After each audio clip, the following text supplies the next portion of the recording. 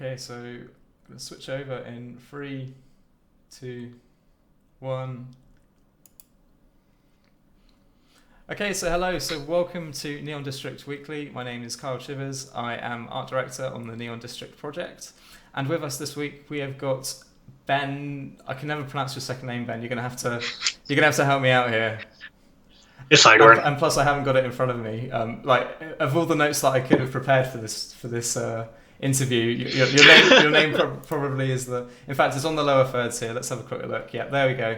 So CTO/founder at Blockade Games, and there's his Discord handle for all of you guys in the Discord. Unless or in case you don't know him already, he is very very active in the Discord. So. No, this is Ben. So going back to the studio here. Also, we have fixed the chat to the side. So this little blue box should bring up all of your wonderful messages. So make sure you hit it up.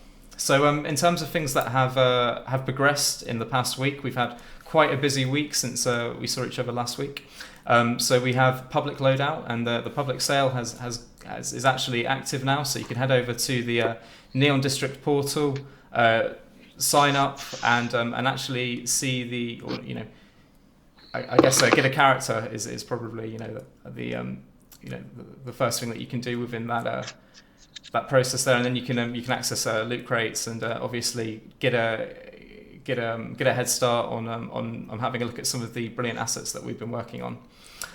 So in terms of assets, there are 200 new assets, including the Vice Squad and the Leatherheads pieces that we presented last week. They are up there in numerous rarities. So if you open a loot box, it's most likely that you'll be able to get hold of one of those.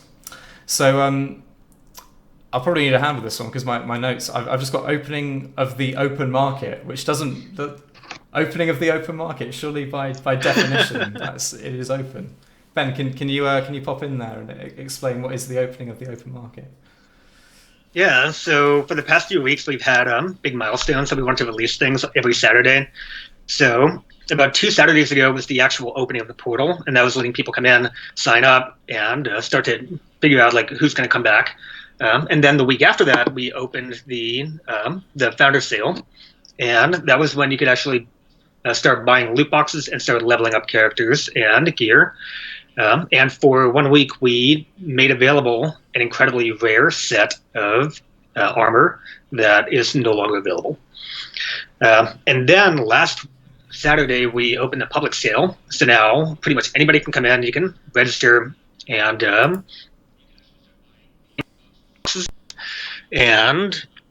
every week from here on, we're going to be adding about 200 new pieces, roughly, to the loot boxes until the end of week 5. You'll have about, I think, 1,000 different pieces that you can get from the loot boxes. So one of the next big things we're working on is the open market, because right now when you buy things in a loot box, the items go to your in-game wallet, which we want to break out of that. We want people to be able to take the assets that they have been buying and leveling up and collecting, and be able to take them over to OpenSea and be able to hold them in their Ethereum wallets and actually start to trade and transfer them. So that is the next big thing we're doing. That's the only thing that's been on my mind for a few days now. So Awesome, brilliant. So we'll probably, in fact, no. There's one more point here, and it's so apparently we have a referral system that is online. Is that it? A referral system that's online? So is that maybe we should go into a bit more detail of how how fans of the project can utilize the referral system. Yep. So the referrals are very. So a lot of what we're doing right now for the Neon District loadout, actually, the first free-to-play game that we did, which was Plasma Bears, back in the end of January of this year. And the hook with Plasma Bears was everything was completely free to play, and you could bring your friends in through referral links, through giving them, you could gift them bears and parts, And that mechanic got people really interested because you could actually collect these non-fungible tokens, um, and then also have this shareability and this viral aspect of community coming together to collect everything. So we're doing the same thing now with Neon District. So we have the referral link, which if you share your referral link, um, and then people register through that, you start to get you get tagged to that. And whenever they go and buy something, the first time they do, you get a punch. And when you get a few punches, you then get free juice. And we're thinking about other things that you can do on top of that. And the gifting as well is also a part of that, where you can actually gift up to 3 characters to your friends. So you can start collecting all the characters. You get a bunch of people together, and you can all just start building up your team. And then when you start collecting gear from the loot boxes, you start leveling everything up. By the time Neon District comes out, you're going to have a really kick-ass team. Awesome, that's great to hear. It's good to see that the chat has not refreshed, and we've got a few a few active comments here. Gift me all the things, apparently. Yeah. So in fact, the way that I met Ben was actually through Plasma Bears and building out that experience and animating bears and making that a real awesome experience. Be cool to revisit that one day, actually. Yeah. Um, That was a pretty crazy experience. yeah. That was really involved when it came to being able to actually build out the design of the bears and like animate them and then have all the customized art show up on them. Yeah, I mean, it was a good. massive learning experience. Actually, it's probably informed a lot of the approach that's been taken to make sure that loadout with Neon District all kind of, it's a lot more involved in terms of the characters of Neon District, but essentially, at bare bones, it's swapping out. And no, Plasma Bears. Oh, lots of love for Plasma Bears over here. Okay, so let's probably continue with the finding out a bit more about Ben. Ben is our guest here, so let's quiz him. And the first question that I've actually got down here is the word CTO or anything with technology in the title probably conjures up quite a lot of interesting imagery. I mean, I've picked up some interesting images here of what this chief technology officer might do, and possibly maybe something like this. So it's probably worth asking for those watching that don't know what a chief technology officer does. Have we got it right here? Is that imagery? Does that make sense? What does a chief technology officer do? No, that was pretty much it in a nutshell. What you just showed. It's it really depends on what kind of technology you're building on. So for blockade games, I don't know if other game companies would have a dedicated CTO necessarily. You'd be more focused on having a CEO, an executive producer, a marketing officer, but a technical officer is kind of a weird position for a gaming company. And it really has to do with the fact that for a gaming company, we do a lot of R&D because we're working in blockchain and we're experimenting with pretty much things that nobody has really tried to do before. You kind of need a dedicated position for someone to spearhead figuring out what is the best way to bring this technology into people's hands. And our goal at Blockade Games is to bring blockchain to the mainstream. That's always been our core premise is letting people come in, play games, and earn things of their own time and effort and have actual real value from these digital assets they're collecting. In order to make that happen, you have to build a lot of scaffolding. So for the past 2 years, we've been testing and experimenting and building all sorts of different projects. We put out, there have been times where we would put out a project every 2 weeks. And it would get really intense because we would try a new idea each time to see how it would catch on socially, whether the technology would stack up. And all of that, everything that we've learned is coming together for Neon District because we want people to be able to play Neon District and collect digital assets without caring what a blockchain is at all.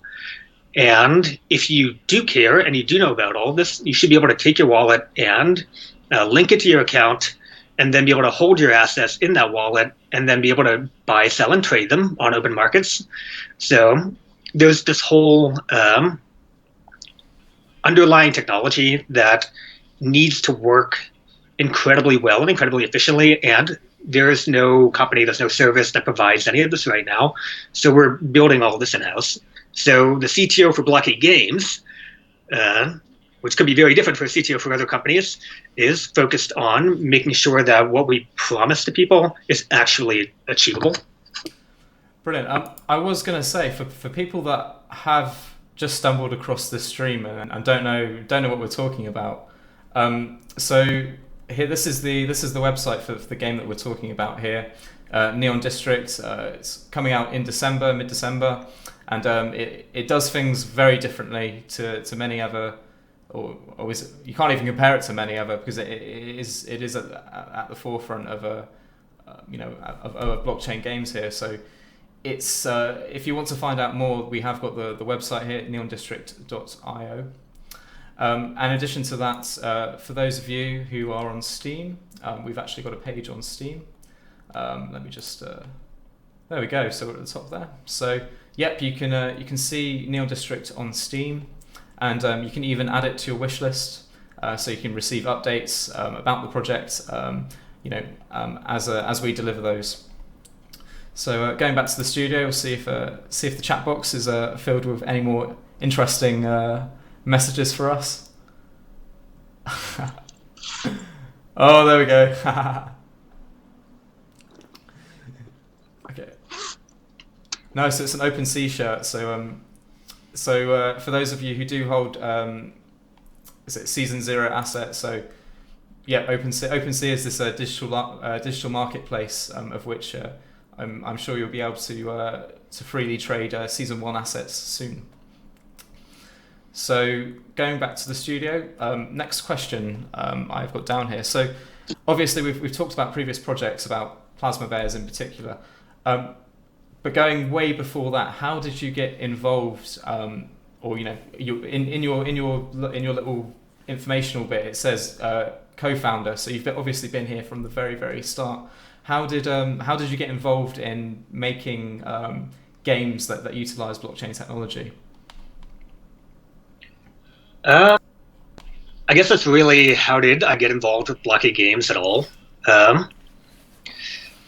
So way back in 2017, I was a grad student at Penn State for computer science, and I stumbled across, I was very much a neophyte in cryptocurrency, and I stumbled across a Litecoin SegWit puzzle, and got really obsessed with that for about 2 weeks, so much that I didn't really sleep. And I was really fortunate to have solved that with a team of roughly 2 other people. And when I solved that, I really fell down the rabbit hole of all the puzzles that people have been putting out. And then over the next few months, there was a Viacoin puzzle, I believe. And I was hanging out on the chat quite a bit. And I think at one point, Marguerite was looking for someone to work on a Decred wallet explorer. So she just put out that message, and I got really curious. So I downloaded the Decred blockchain, and I started to see if it was possible, if I could actually do this. So I experimented with that for about a day or two, and then I reached out and I was like, hey, I think I can build this. So for about a month in there, we worked together and made a Decred wallet observer, which is called the Decred observer, and then just kind of dropped off from there until 2 days after Christmas, when so I was working on another startup at that time, and it wasn't panning out the way I had hoped. So I had just decided right before Christmas, I am never doing a startup again. I'm going to focus on grad school, and I'm going to get my PhD, and I'm going to go on and get a job. And it was December 27th or something, and I get this group text from Marguerite messaging me and a bunch of other people hey, I have a cyberpunk role-playing game I want to make. You guys want to be involved in this? And I was like, That sounds really cool. So that's how I fell into this. And it's like within days, we were working like 8, 12 hour days nonstop, putting together a white paper and then starting to experiment with early ideas of the game. And then Pineapple Arcade happened. And then, yeah. No, that's awesome. That's amazing. No, it's fascinating to see how far the project's travelled from those really early documents to the way that the game kind of the game works and even from a visual perspective looks now. It's no, it's I kind of wish I had a bit of a I guess an insight into what those crazy conception or that the conception or inception even of blockade games. It's let's have a look at this chat window because it's getting pretty crowded now. Actually, I'm kind of regretting making it so that I can just clean it out. It's in fact that's one thing I'm going to do next week. I'm gonna make it so that we can hoik these out a lot easier because that purple is not flying on my side. We need to make it a bit more readable here. I can see Andrew in there though, so at least it's working to some capacity. And I can see Crown Gould as well, and a few familiar faces here. How do you actually pronounce lif? You probably know this, Ben. I don't know. This, Ben. In fact, no, I don't. You don't. Don't ask me. I always want to give him a shout out, but I can never. We need it like on those Wikipedia articles when it kind of like gives you the actual phonetic spelling or the phonetic reading of it. Got it. Fever. Oh, okay, yeah, Lefevre. We've got a fever for Lefevre. Yeah, exactly. Yeah. At least for now we know. Now we know for the future, so we can give you kudos accordingly. And when core hint. We were actually chatting about that before, but we unfortunately due to a technological the tech on either side, we cannot provide that this time round. But maybe in the future we might be open to do that. Anyway, let's move on. Otherwise, we will just be gazing at this chat box well into our half an hour slot here. So the follow up question that I put after that was what. So you've discussed how you got involved with Neon District. This the super cool bleeding edge, I guess, blockchain game. How what are you currently working on? What is the what are the challenges that you're currently trying to find solutions to? So there's a question in here. What is the hardest thing that we've done so far?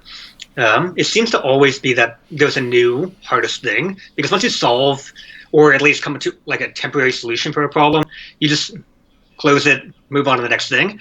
Right now, what we're working on is a better transfer gateway than what we had for Plasma Bears, because that was a bit cumbersome and unreliable at times. So we have a new version of it that I've been testing on Winkeby and Lynx XDev right now. And the big problem that I have is trying to make sure that the full user interface and UX flow actually makes sense and is as clean and clear as possible.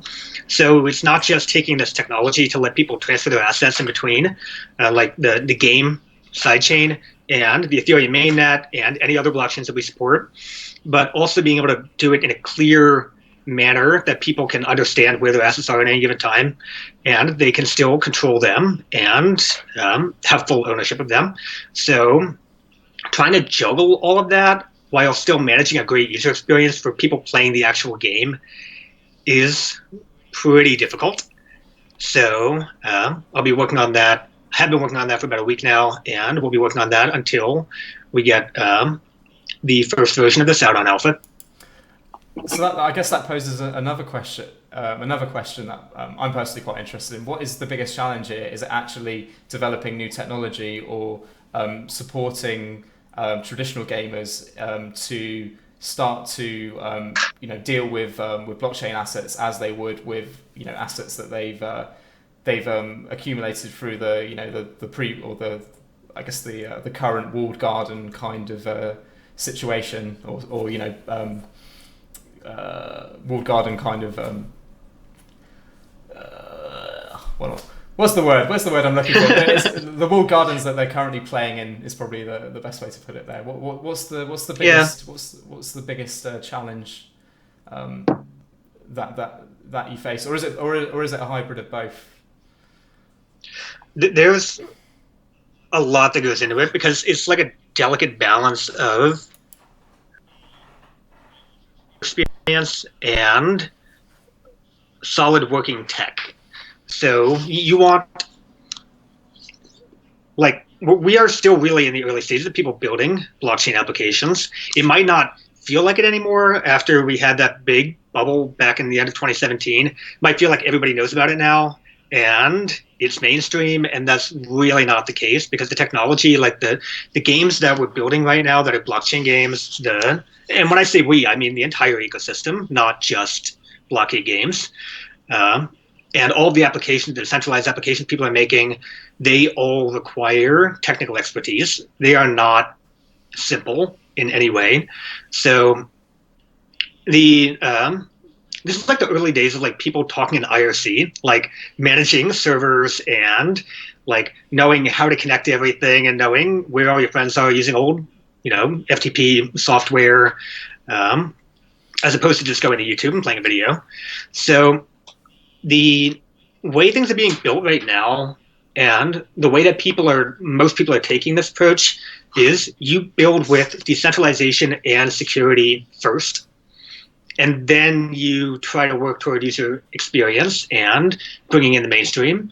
And the approach there is you have to educate the mainstream. And the way that we take it at Blocky Games is from the other direction, where we start with the best user experience, and then we try to decentralize and give people more control and ownership along the way, because we're making mainstream games, and we need mainstream people to come in and play them. So the whole I don't really know how I should put it. But the ethos kind of like the way we build things is always start with the end user first and make sure that they can play a game that they enjoy, that there are no roadblocks at all, and it's just as high quality as you would expect from any other independent game studio. And then find ways to build in the decentralized aspects of it, let people bring in their wallets, own their assets, let them transfer them between chains and whatnot.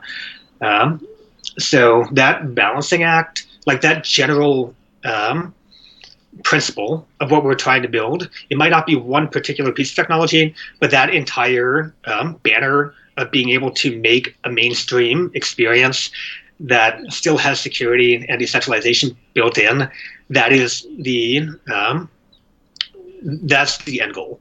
And that's everything we've been doing right now. And that's just a quest that we've been on for 2 years now, and we're still working to achieve. Brilliant. So for those that are wondering, what is this game that Ben's talking about? For those that might have just joined the chat or the stream here on Twitch. So Neon District, a cyberpunk RPG game that utilizes blockchain technology and its assets. I've got the Steam page up here, and if you'd like to hear more updates outside of what you've just heard on Twitch, you can go to the Steam page, and there is this add to your wishlist little button here. By all means, go down, press that, and you'll receive updates from us in the future. Bit of information on season 1, no doubt will come through that channel. So give it a click. Okay, so a question that I always like to answer on my side is what are you looking forward to the most with Neon District? Looking forward to the next few months, season 1, post season 1 even. What are you looking forward to most, Ben? I am really looking forward to player versus and looking at how the game design is shaking out, and the way that the actual matches and role-playing games in the RPG is going to be. I'm super excited. I'm a big fan of Hearthstone. I'm a big fan of role-playing games in general, and having this neat hybrid of the two is going to be really fun to see people actually start playing against each other. That's the biggest thing I'm looking forward to. I think that's the thing that a lot of people are looking forward to, the ability to kind of you know look at going into next year. I'm saying, but the ability once people have to utilize the assets that they've accumulated through the seasons prior, and then be able to kind of be like, yeah, this is my awesome gang, this is the team, and then go in and take people down. No, that'd be awesome. Let's have a look at this chat box. What have we got here? There was a core hint at the bottom of his cup. Is that? There's not, unfortunately. Is that the case? That is not the case. That is confirmed, not the case. No. The bottom of the cup is just the bottom of the cup. Okay, so we've got a good question here from Juicy Rooster. Are there any trade-offs you have had to make so far in terms of user experience and technology? Yeah. The fact that we have in-game wallets right now and not own their assets directly in the wallet at this time was the decision to, and we did this for Platinum Bears, and the reason that we decided to do it for Neon District is because it makes it super easy for people to come in and play. Like, for Platinum Bears, we have been getting like emails from parents of like just small children playing the game, like 3-year-olds collecting bear parts. I got an email from my grandmother who was like, "Your bear game is ridiculous, Ben, but I made one. Here it is." And she had like a really profane name. I'm not going to say it. And it's just like being able to let people come in and play it and not call you and be like, "Hey, how do I get started in this?" To just pick it up and go is exactly what we want people to do. And we were able to do that with Plasma Bears, so we have to do it again for Neon District. And that was the big trade-off, is we're compromising some part of the tech to let people own their assets right out the gate in order to make the onboarding super simple. So now we're working on bridging that gap because we made the compromise before in one direction, whereas other people would go in the other direction where you have your wallets, but you have to learn all this stuff first. We believe that you should play the game first, and when you're motivated, then go ahead and like get a wallet and figure all this stuff out. Like at that point, you actually care.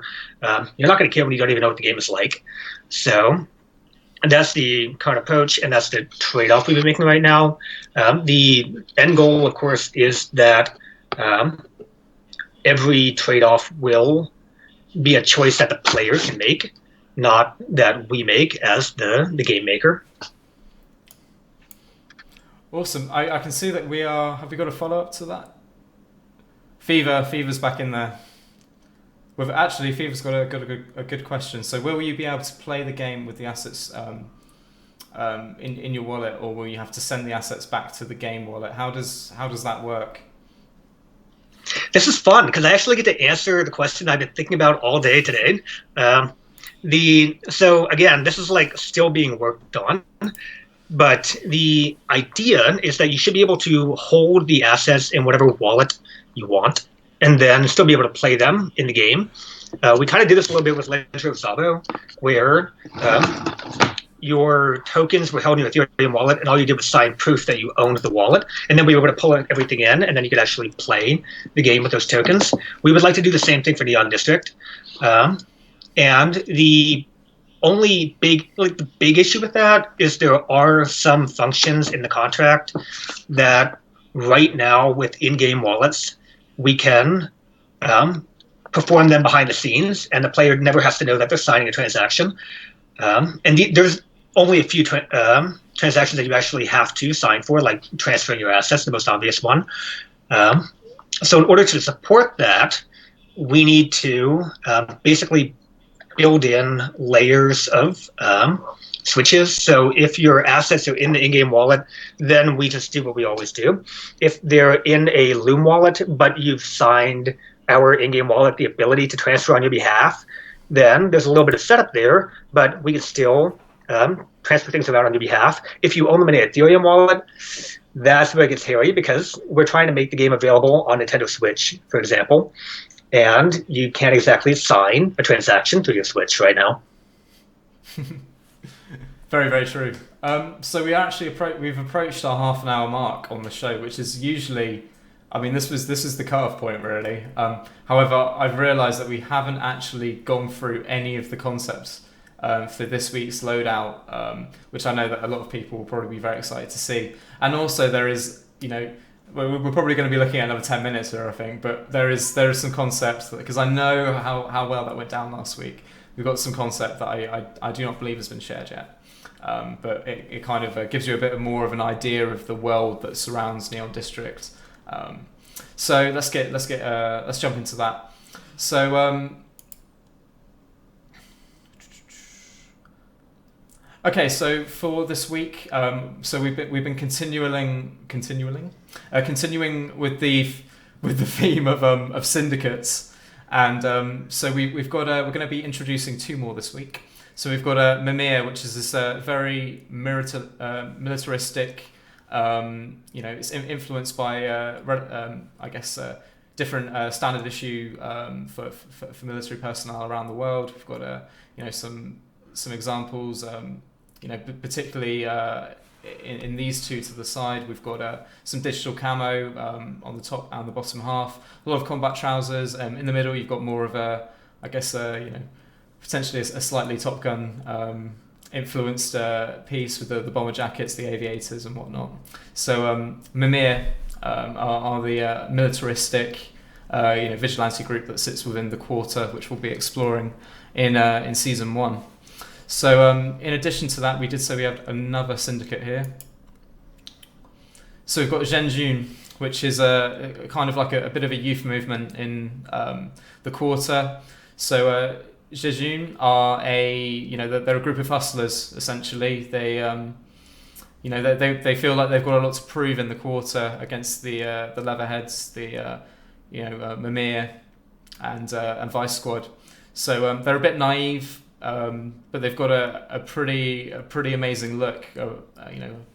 I put here as the influences of European streetwear, and that very much comes across in certainly the central piece here. So they are they're one of the cooler kids on the block, but they're quite naive. So going on to some environment concept. So what kind of world does Neon District take place within? So without spilling too much of the story wiki out of here for everyone to see. So where Unity, which is the kind of the city where Neon District exists within, where that is in the world is you're looking up towards Vancouver in British Columbia. And kudos to anyone that can put in the chat the name of this very retro-futuristic style building here. It is very prevalent on the Vancouver skyline. So kudos to anyone who can put that in the chat. But essentially, what the image that we're painting here is one of a world where human civilization, as we currently know it, has long passed. Be it through some kind of ecological disaster or nuclear warfare, or essentially there is a gap in history, that has included some horrible wars and some ecological disasters, and this is society as we know it. This is what is left of it at this point in time. So moving onwards, the same theme, previous pastimes. Here we have an ice hockey rink. That is semi-collapsed with obviously overgrowth, the world continuing above it. So these areas actually, I will probably contextualize it ever so slightly more in the next shot. But essentially, so in order to build Unity, the not called the Compact then, I believe, but essentially the guilds that built Unity as a bastion to hold civilization. They built these huge sea defenses in order to hold back the saturation of the ground and make it so that a superstructure like Unity could be built.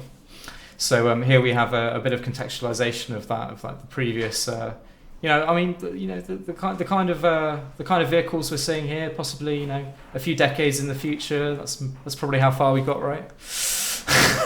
But essentially this is setting the scene. This is, the city is surrounded by this, well, not necessarily surrounded, but is the sea is held back by this huge sea defense here. So essentially between these three concepts, this is the world that surrounds the the cyberpunk dystopia that Neon District occupies. So I hope that gives everyone a bit of a flavour. Let's have a look at the comments and see.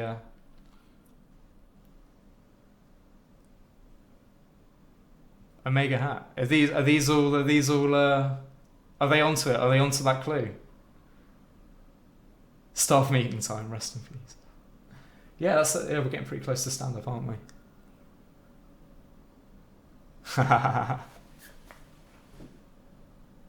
Not quite. They're not quite on it. Maybe next time. Anyway, so brilliant. Yeah. So obviously, great to chat with you, Ben. I'm sure I'll be catching up with you in stand up very shortly. So we've got Ben, CTO and co-founder of Blockade Games. So Blockade Games is in fact responsible, if you don't know already, of Neon District, the cyberpunk game that we've just been talking about. If you haven't already, click that add to your wish list button, and keep tuned into our updates. So it's been a pleasure to stream to you all. Catch up next week. I don't know what time daylight savings time absolutely messed me up this week, so I don't know what time it is in. Was it 4? When does are you summertime still, Ben? Yeah, we haven't changed over yet. I'm not sure when that is, actually. I usually find out the night before. Yeah, no, you will find out. It hit me quite hard. But so next week, as long as the clocks don't go back, we are looking at 4 o'clock here in the UK. Or was it 11 in Eastern time? And some horrific hour in Pacific time, if you are up to watch that. So brilliant. Anyway, by all means, we'd love to hear your feedback on this in the Discord, and look forward to chatting with you again next week. Goodbye from me, Kyle, and it's been a pleasure having you, Ben. See you in a bit. Thanks, everyone.